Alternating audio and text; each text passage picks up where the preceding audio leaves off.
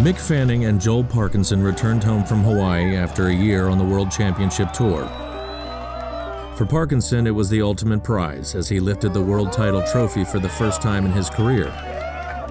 Joel Parkinson, the 2012 World Champion and the 2012 Pipeline Master. It was more of that relief and satisfaction feeling. That was the instant emotion. For Fanning, already a two-time world champ, he had come close, finishing third in the world. It was exciting and brought up some things that I had to address and definitely got the hunger going for sure. The rest period wouldn't last long as both surfers had to start training for another campaign on the World Tour. This would happen on the Gold Coast, where they grew up together as friends and sporting rivals.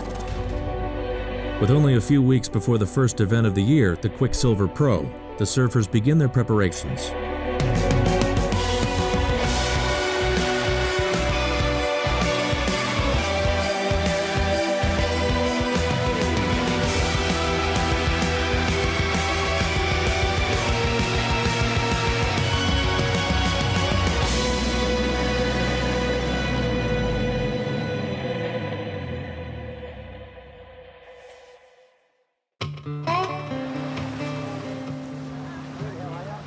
It's not long to the first event on the ASP World Championship Tour, and Joel Parkinson is at home on the Gold Coast getting ready to defend his title. Today, though, is a chance to mix up the schedule. Parkinson is a football fanatic, and he's at the beach for a surf lesson with the NRL All-Stars. Boys, this is me mate Parko. You want to come say hello to me mate Parko? The NRL All-Stars are here at Currumbin Beach. They've ditched the jerseys and balls for rushies and surfboards, and they're getting taught by the ASP 2012 World Champion, Joel Parkinson. I'm the worst instructor. Can't surf much. No, I can surf, I just don't know how to Shit tell surfer. people. What does he know? All right, Joel, going to do the pop-up? Mate, that thing's not even going to float him. All right. Take your time, don't rush getting up. And then just be nice and easy, just slow. All right, stand up. Let's get up. All right. That was good. I'm a football head, so I love football. You know, I guess surfing, you don't get a lot of team sports, so I love the aspect of being in teams.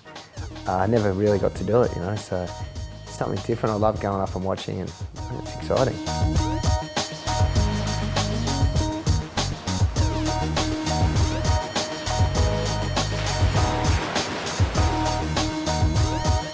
With the All-Stars up and riding, Parkinson leaves the water in time for a photo call with kids from a local school. Told you last. Yeah, you were going to win, didn't I? Yeah, you did. Didn't I? I just knew it, mate. Cheers, how are you?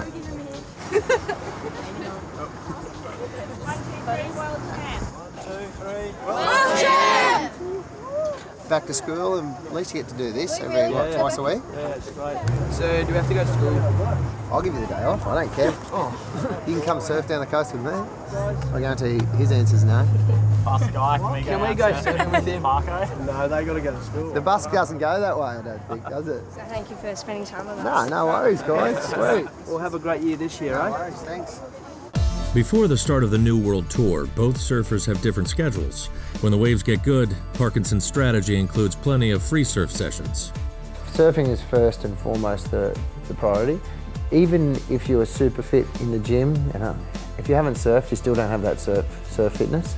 For me, you know, that's my number one priority.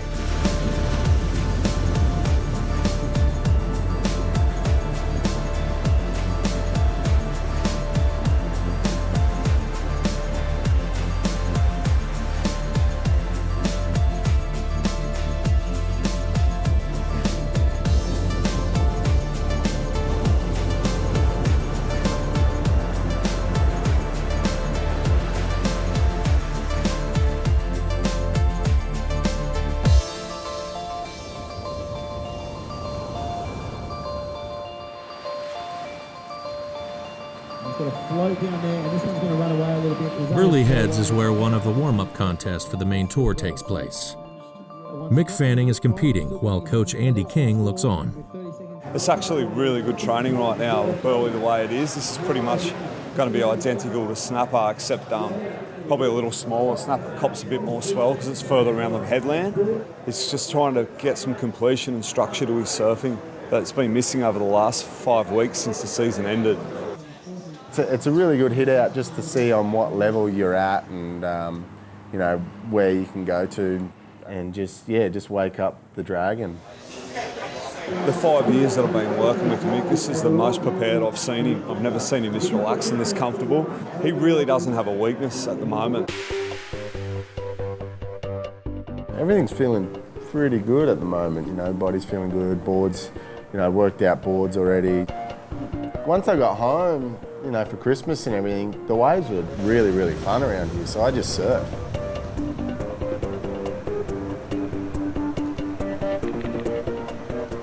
I sort of got back into training a lot earlier than what I normally do. You know, I didn't put on as much weight as I normally did. The Christmas ham sort of got avoided, so I'm sort of a couple of steps ahead. I'm sort of like, oh, can I start next week? Introducing our surfers, the guy in red, it needs no introduction. It is two-time world champion Mick Fanning from the Gold Coast. The preseason warm-up contest attracts some of the world's best surfers, and in one of his heats, Mick has a battle on his hands. It's a baptism of fire for a first heave, so he's going to have to lift his game. He's had a bit of a slow start, actually. I'm a little bit worried. Mick, just a bit of an open-face carve there. Mick Fanning on this wave now. He wants to improve his lead.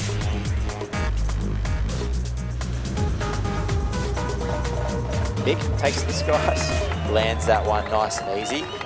That is the end of that heat. So Mick Fanning moving through. That was really good. His actual performance level, that was about 40 or 50% of what he's been surfing as he's free surfing. It was pretty smart surfing. He just did what he had to do. Being at Burley Heads, you've done pretty well in the past, but you haven't had a win yet. You want to win, mate?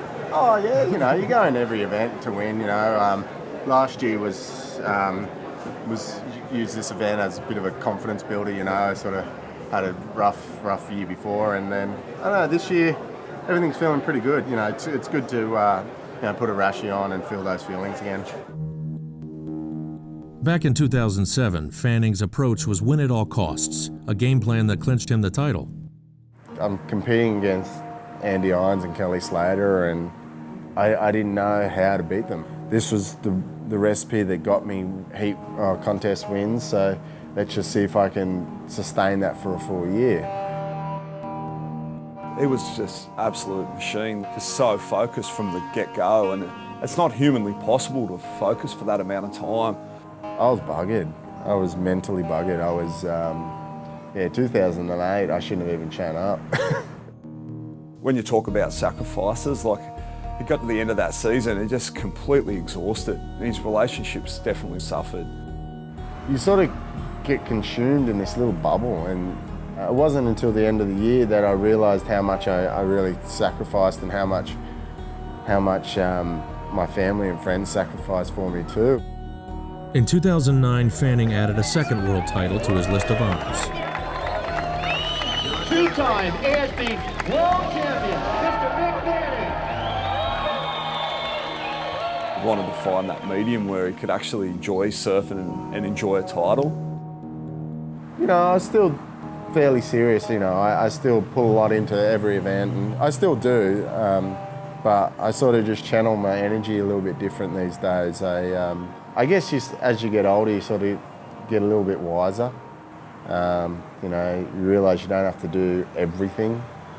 You can just do little things and it works. I'm sort of at a point in my life where I really want to just enjoy and appreciate the things that I do have.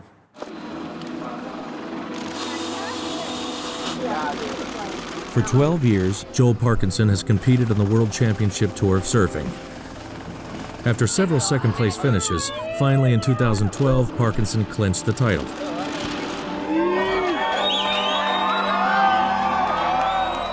I don't know how I would have reacted, or I don't know how I would have been if I lost, you know, another close one. So it was more of that relief and satisfaction feeling.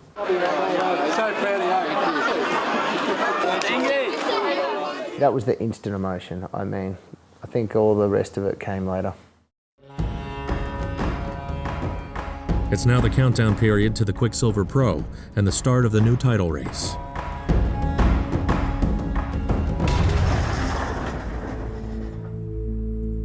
Fitness coach Wes Berg is one of the key members of Parkinson's camp. He's responsible for the crucial task of keeping Parkinson fit.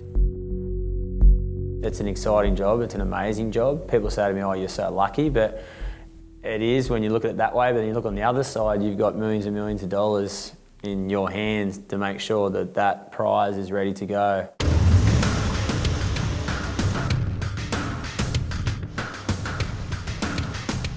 It is a big ask to defend a title, especially against the calibre of guys Joel has to surf against. You know, they're the best of the best, and you've got people like Kelly and Mick that have multiple titles. Today, it's keeping up, you know. I just feel like you just want to keep up, you know. You want to keep the top of your game. How are you, mate? Good, mate. How are you? Good. What's going on? Your gearbox dragging on the ground, is it? Yeah. All right, good to go. Let's go. Players are good this morning, mate. Everywhere. Yeah, right. Today's sessions basically revolves around his cardio. It's kind of is tailored around snap up because the wave's so long, and if Joel has to surf 4 heats in a day, then it naturally takes a huge toll on his body. So we have a lot of power exercises in this, but then we kind of back off when he gets to do the cardio. Jump off, 2-hand rotate. Training's never fun, you know. It's hard. And if you can go up there, you know, if I go up there and go hard and I'm on the verge of throwing up, passing out, for me that's what I want out of it, you know. Because no matter what you can do in a heat or on a whole day of competing is not going to be even as bad as that. Other side.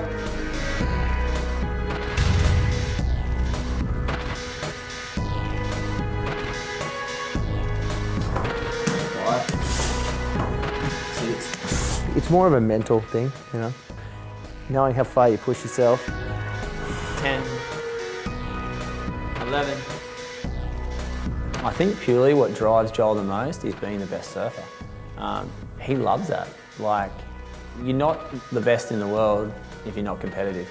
People say that, you know, oh, they're not that competitive. They're fierce dogs. Like, that's the whole thing. Like, that hooter goes and his eyes turn red.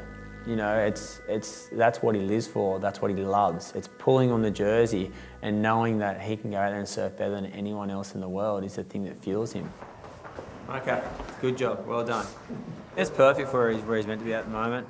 A bit tired because he's had a lot of obligations with the press and different things with family and just, you know, to kind of get the celebrations out of the way. And surfed all last week as well and tested a lot of boards, and that it is a little bit tired from that. It means he's been doing a lot. So as far as our scale in here, it's perfectly on track. Both surfers have major achievements, but what lies ahead is just as important. Another chance to compete for a world title trophy. The beginning of that journey is upon them.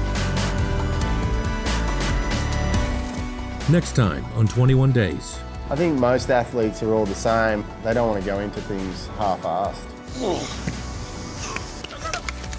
You know, when you get a couple of days of hard surfing, that's where you see your benefits, you know.